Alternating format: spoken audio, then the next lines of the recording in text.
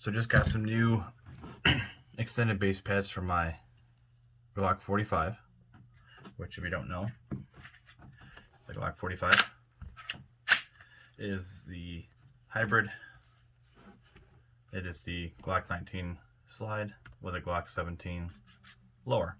So it takes 17 mags and lower components and 19 upper components.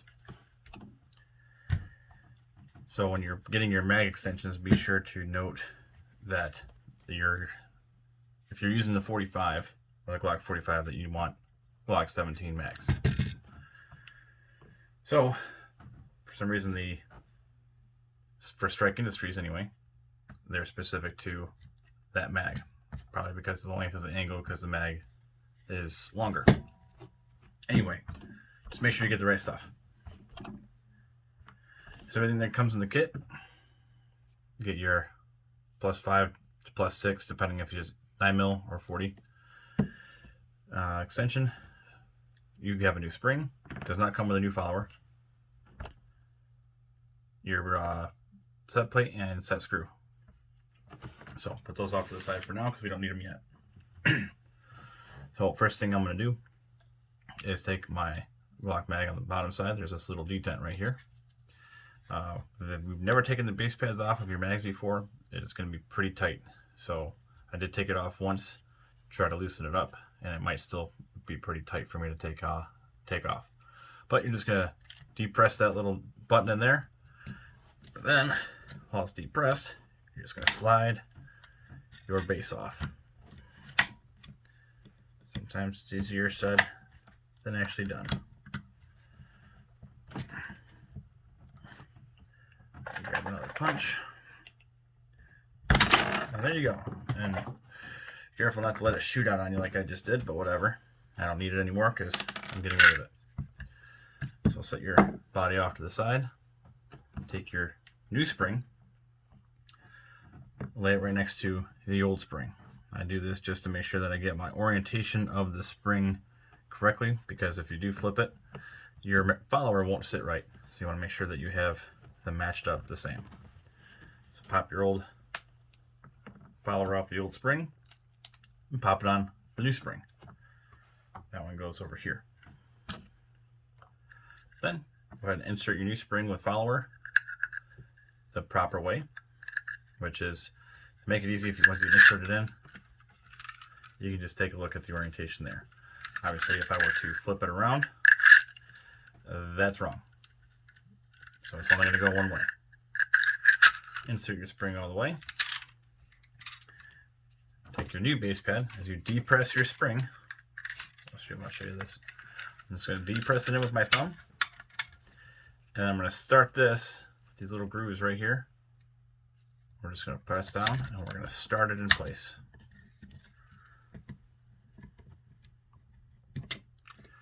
I'll do this upside down for the camera, making it a little bit more difficult for me.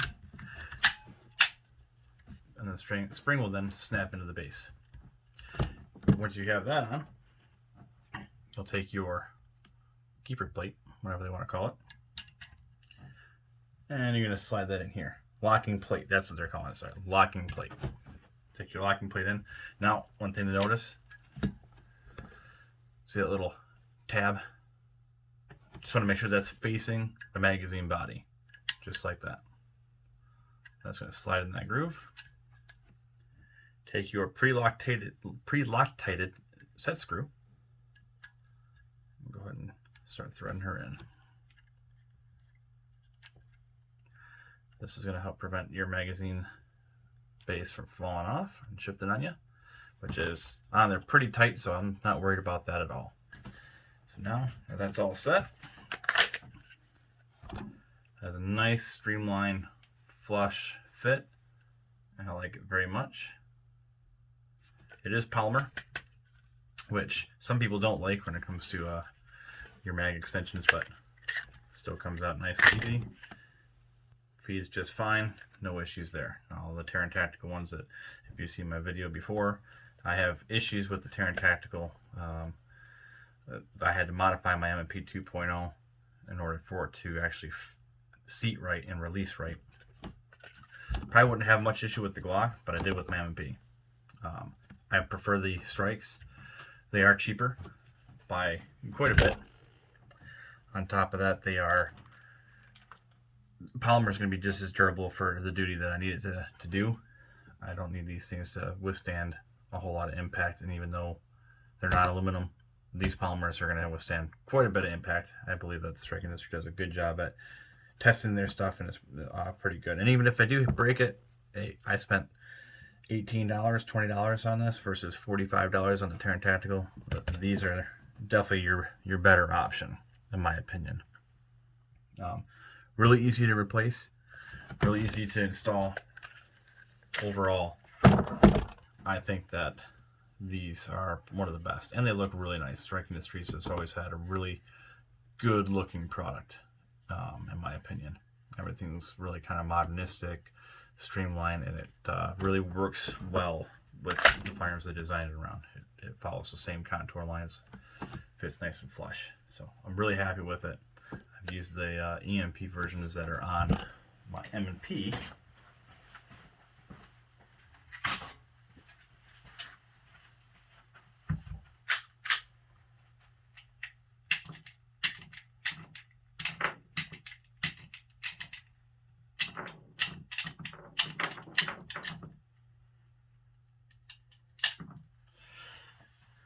I have my M&P as well.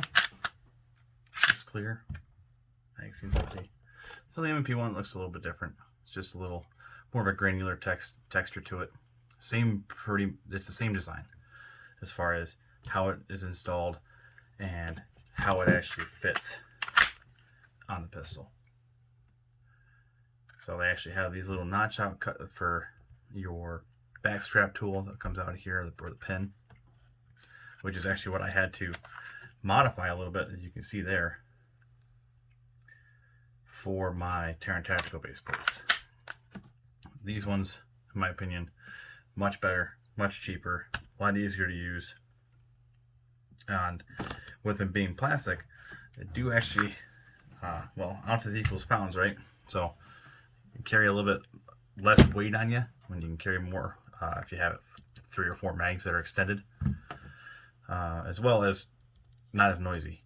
These are going to be much quieter when you're worried about noise discipline at night, or any other operation where you're worried about your noise discipline, versus an aluminum mag can have the potential to make more racket.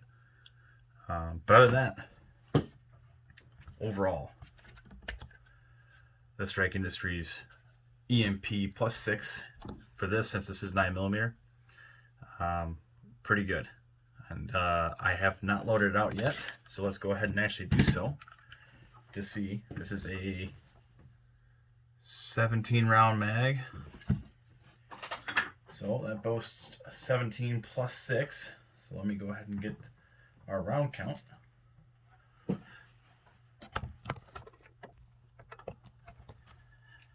Alright, so got a first box here of 50. Oh, it's not. I lied to you.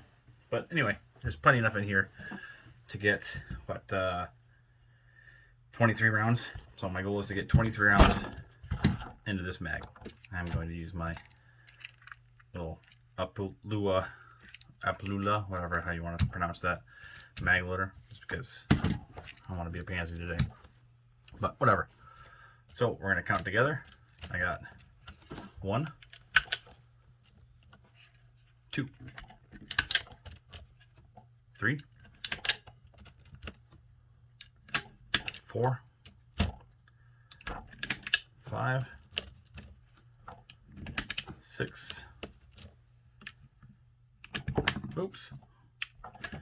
7, 8, 9, 10, 11, 12, come on, 13, 14, 15, 16, 17. So right there, there's our, looks like our maximum capacity normally. I'm going to start using this guy. So we're at 17, 18, 19, 20, 21, 22, and ooh, 22. I don't think I'm going to be able to get 23 out of it. That's going to be pretty tough. So let's see if maybe we just need to set this up a little bit. Sometimes that helps. Spring maybe got caught up on something. Ooh, oh, I don't know. Oh man, yeah, that's too tight for my my liking. You don't want to compress it too much. These are brass, and you can deform them. Plus, too much spring pressure, you can have some feeding issues. I haven't had too many issues with the pistol, but with my rifle, for sure. If I stuff 30 in my mag, I'm definitely gonna have issues. I am noticing with a full mag. You hear that? Now, I've noticed this before with Glock. I'm not sure what it actually is. It's somewhere up in this area when the spring is fully compressed. Either this body is swollen out just a little bit because it's not perfectly symmetrical. Just a little bit here. It's kind of hard to see. But my guess is that this is bowed out just a little bit. Either that's because of the overpressure. So let's see if we can test that theory. I'm going to go ahead and get these out of the way. We're going to count them out as we take them out as well. So I got one. Still has that little vibration. Feels like it's up here in the body. So 2. See, it's starting to go away. 3. Still there. 4. Still there. 5. Ever so slightly, but I'd say that's pretty much gone. And 6. See, I don't. It came back. It's actually worse now. 7. That's gone. 8. 9. 10. So noticing a trend already, huh? Seems to be, looks like maybe odds. Right now I've got 14. So even numbers, rattle. Odd numbers, no rattle. Very, very interesting. That was, I don't know, I'll lose count here. 1, 2, 3, 4, 5, 6, 7, 8, 9, 10, 11. 11 out, nothing. And then, boom, that rattles back. It's 13, 14, 15, 16, 17, 18, 19, 20, 21, and 22. So that's 22 rounds with the Strike Industries EMP for the Glock 17. Now, they are saying right here +6 for 9mm, which this is a 9mm. This is for a 9mm mag, of course. Yet, we are not getting the +6. Close, but we actually got +5, which is what they say for their 40 cal. So, I'm guessing that it's either inconsistencies in the mag construction. The spring might be caught a little bit, but I doubt it. The spring might just need to get broken in and worn down.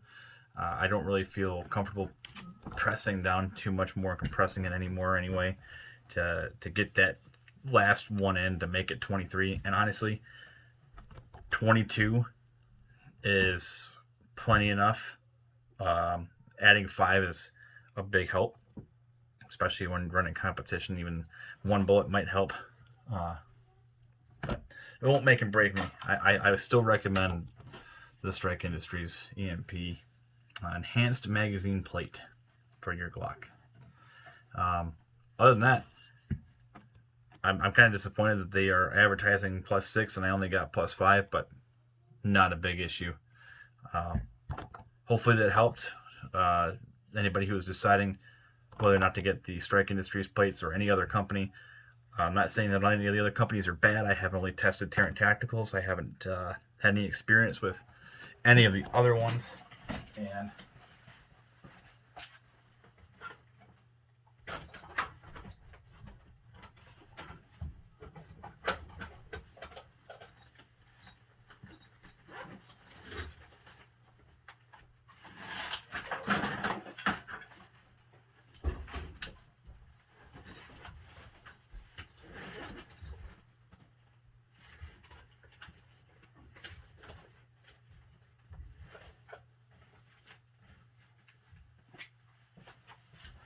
with me a moment here.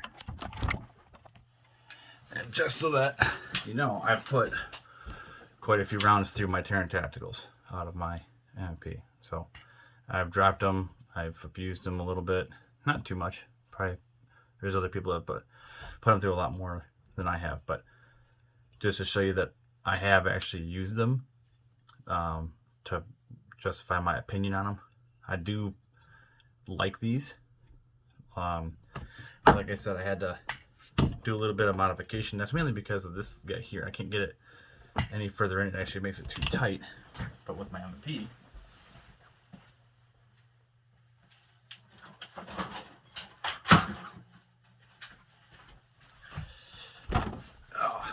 in my one video that I shared, I was having issues on that back side right here. So you can see right now it's still really tight. Get a white piece of paper so you can kind of see. There's ever so slightly just the smallest gap. And what that was causing was issues when I was trying to drop my mag. Before I modified it, these did not. They seated kind of stiff, but they did not drop like that. I had to shave a little bit out on this tool here. Oops, made a mess of my little organized bullets, whatever. So I had to shave a little bit of that off in order to get that to work. Which, in my opinion, if a company's going to put all that effort into making a product and testing it and trying to fit it and saying, hey, this works with this model, then they should have found that. Now, it could be that when I bought this, I got the one model that just didn't want to fit it properly, which is very likely. But besides the point, what we're talking about is this Strike Industries EMP. So, hope you liked it. Hope it helped. Stay tuned for more. I've got some other Strike Industries products that I'm going to be installing and testing out in the future. So, stay tuned for the actual review video after I've put some rounds through it and actually confirmed my preference of their product. Thanks.